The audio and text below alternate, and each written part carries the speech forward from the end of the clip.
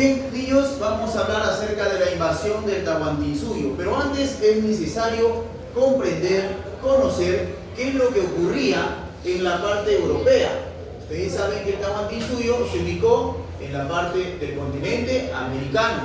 Para ser específico, tuvo su origen en el Cusco, actualmente hoy perteneciente al Perú. Pero ¿qué pasaba? De repente en estos tiempos, siglo XVI, estamos hablando, ¿no? Antes de realizarse la conquista del Tahuantinsuyo, siéntese correctamente. En primer lugar, va a surgir un capitalismo mercantil por parte de la burguesía, de la gente acomodada, de la gente con un alto poder económico.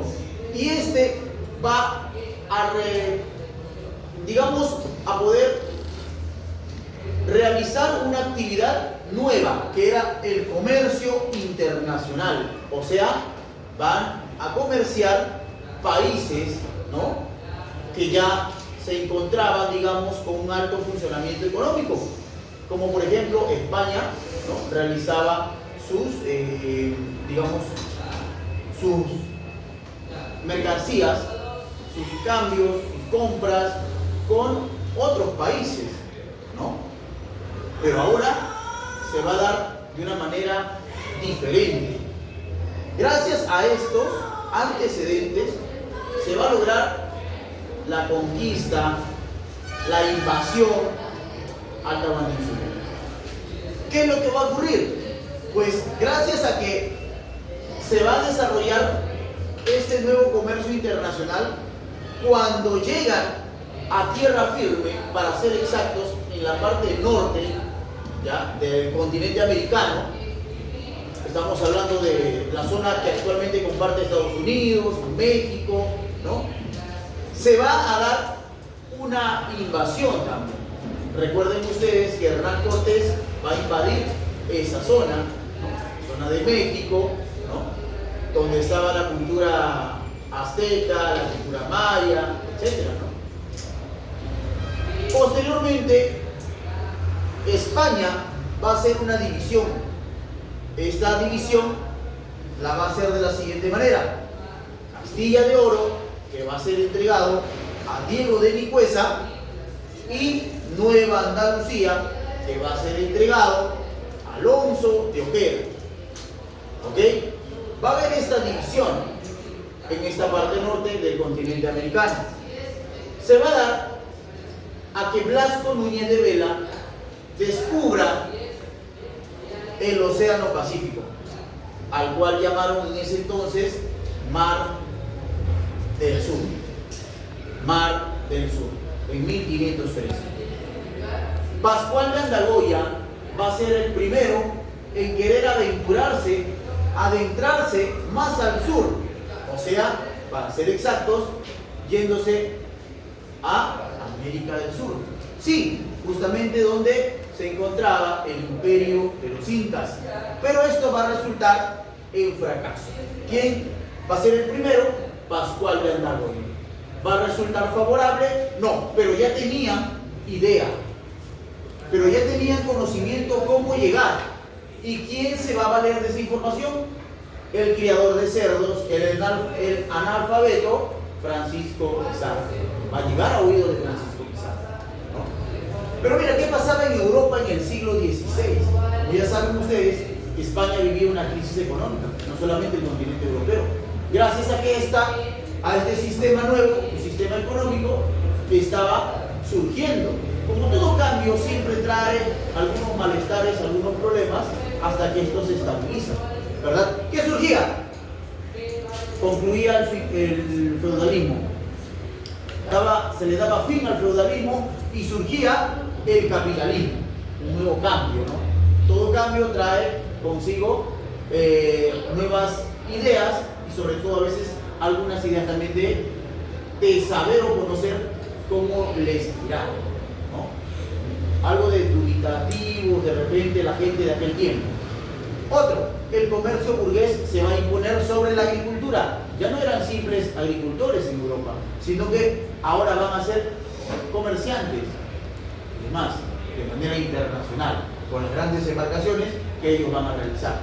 España salía de una larga guerra contra los musulmanes, que también traía consigo, ¿no?, deudas, traía consigo pérdida de capital, ya no era tan poderosa como algunos países de repente lo consideraban, ¿no? Estaba perdiendo hegemonía y necesitaba recuperar esa hegemonía. ¿Y qué pasó? Se le prendió el foco, ¿no? Como ya anteriores españoles habían llegado a América del Norte, países como saben actualmente México, ¿no?, la zona de Guatemala, Trinidad y Tobago, etcétera, lo que es América Central, ¿no? Ya habían llegado a Panamá. Panamá va a ser un punto muy importante para que los españoles puedan llegar al territorio de los incas. Se estimaba que los viajes naturalmente se realizaban por la riqueza, o sea, querían tener y obtener riqueza los españoles que habían ¿qué? Decidido invadir el Tahuantinsuyo, porque esto fue una invasión, muchachos. Disfrazado ¿de qué? No, disfrazado de... No. ¿Te acuerdas cuando ellos pensaron de que iban a cristianizar? Disfrazado de una cristiandad, supuestamente, a poder cristianizar a todas las personas que estaban ahí. Pero eso no era cierto en su gran porcentaje, sino más que todo era una conquista. Por ello se van a dar los viajes de Francisco Pizarro. Va a existir una empresa denominada como la empresa de Levante o los socios de la conquista, que van a ser, en primer lugar, tres, por los tres primeros. Francisco Pizarro, quien se va a encargar de la expedición y dirigirla. Diego de Almagro, quien va a ser el encargado de reclutar el personal, los alimentos, como también el armamento que se va a necesitar para poder realizar la conquista. Hernando de Luque, el tercer socio de la conquista, que se va a encargar de buscar el financiamiento por personas que tengan un poder económico, como por ejemplo, mira, a ver, tener poder político también. El cuarto socio de la conquista va a ser Pedrarias. ¿Quién era Pedrarias? Era el gobernador de Panamá, quien daba el permiso de ir o no ir, ¿correcto? Pedrarias, para los amigos, su nombre era Pedro Arias Dávila, gobernador de Panamá en aquel entonces. Pero había otro socio oculto, incógnito, un socio que va a abastecer económicamente para que la empresa de Levante pueda funcionar. ¿Cómo se llamó este señor? Gaspar de Espinosa, el socio incógnito. ¿Ok? El socio que estaba, digamos, que no se quería dar a conocer. ¿Ya? ¿Y quién lo va a buscar? Hernando de Luque, ¿no? Él va a financiar la segunda expedición, el segundo viaje. Primer viaje, mira, a ver, viaje de exploración, o sea, para poder explorar nada más, ¿no? Para poder observar cómo va a ser el lugar. Parten del puerto de Piñas, que queda en Panamá, recorren por el puerto del Hambre. Profesor, ¿y por qué se llamó Puerto del Hambre? Pues sencillamente porque es en ese lugar donde muchas personas padecieron de hambre. Los expedicionarios padecieron de hambre. En algunos casos, algunos hasta morían. ¿Ok? Y luego llegan a Pueblo Quemado. Profesor, ¿y por qué se le llamó Pueblo Quemado? Pues porque ese pueblo fue quemado por los españoles. ¿Por qué? ¿Qué ocurrió? Bueno, pues en este primer viaje, Diego de Almagro, al enfrentarse con los naturales, pierde un ojo. Diego de Almagro pierde un ojo. Por eso que sale a veces en las imágenes tapado, ¿no? Se le tapa él con un vendaje y pierde ese ojo. Y ahora, a cambio de esto, él pudo vengarse. Por lo tanto, él al llegar a ese pueblo, lo quema. Ordena quemar. Por eso le llamaron pueblo quemado, ¿no? Muy bien. Quemaron el pueblo porque en señal de venganza, ¿no? Diego de Almagro era muy vengativo, por eso que ocurrió lo siguiente. En el segundo viaje, al cual se le llamó viaje descubridor, ¿ok? Va a ser prácticamente financiado por Gaspar de Espinosa. Recuerden lo que le dije. Gaspar de Espinosa va a financiar este segundo viaje. Bartolomé Ruiz va a descubrir y va a capturar una balsa. En esa balsa estaban indígenas.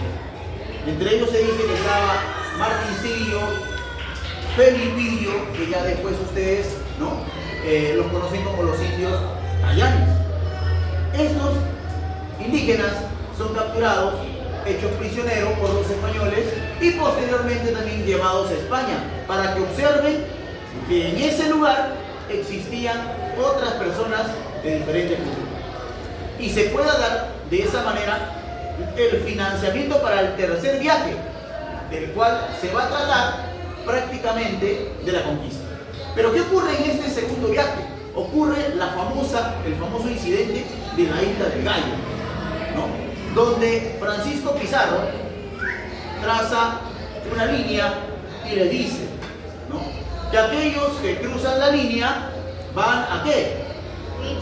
Se regresan ¿a dónde? A España, ¿no? Aquellos que no se quedan ahí para poder obtener riqueza, dinero, ¿cierto? Y bueno, solamente ¿cuántos se quedaron? 13 personas que querían hacerse, entre comillas, ricos, ¿no? Acompañando a Francisco Pizarro. Ocurre también que el soldado Tafur envía un comunicado al nuevo gobernador de Panamá. Ya no es Pedrarias, hay un nuevo gobernador. ¿Cómo se llamó él? Don Pedro de los Ríos, que va a encontrar en un ovillo de lana, ¿no?, un mensaje donde los soldados de Francisco Pizarro le estaban pidiendo al gobernador Pedro de los Ríos que retornen a Panamá, porque justamente estaban padeciendo hambre y algunos morían. Él en uno de sus escritos dice, ¿no?, ahí va el recogedor y aquí queda el carnicero. O sea, quiere decir que Francisco Pizarro enviaba a Diego de Almagro a traer más personal y quien se quedaba era el carnicero, Francisco Pizarro. Era él el que no tenía contemplación de lo que les ocurría a los soldados españoles. Muy bien. Luego de allí, Pizarro viaja a España para definir la conquista del Tahuantinsuyo y se firma la capitulación de Toledo. La capitulación de Toledo va a ser establecido con los reyes españoles. Precisamente, el rey Carlos I no estaba, ¿no?, en ese lugar, había viajado, pero sí se quedó su esposa, la reina Isabel de Portugal, que va a firmar esta capitulación con Francisco Pizarro, donde va a obtener mayor beneficio Francisco Pizarro, después lo va a hacer Diego de Almagro y por último Hernando de Lugo, ¿no? Muy bien, en el tercer viaje, que es el viaje de conquista, ya llega a Tumbes. Llega a Tumbes en el tercer viaje. Después de ello, ¿ya?, en el tercer viaje, lo que va a hacer es fundar la ciudad, la primera ciudad en el Perú, ¿no? La ciudad de, como habíamos dicho, San Miguel de Tangarará. ¿En dónde? En Piura. Y es ahí que después se dirige ¿a dónde? A Cajamarca. ¿Quién se encontraba en Cajamarca? El Inca Atahualpa. Después de haber vencido a Huáscar, posteriormente capturan a Atahualpa mediante Vicente Valverde, que le ofrece una Biblia. Ya aceptan a Atahualpa, lo observa, lo escucha, lo mueve, lo lanza y que dice: Santiago a él. Y ahí es donde capturan a Atahualpa y posteriormente le dan muerte bajo la pena del garrote. Bajo la pena del garrote. De esa manera hemos culminado con el tema de hoy, invasión del Tahuantinsuyo. Muchas gracias.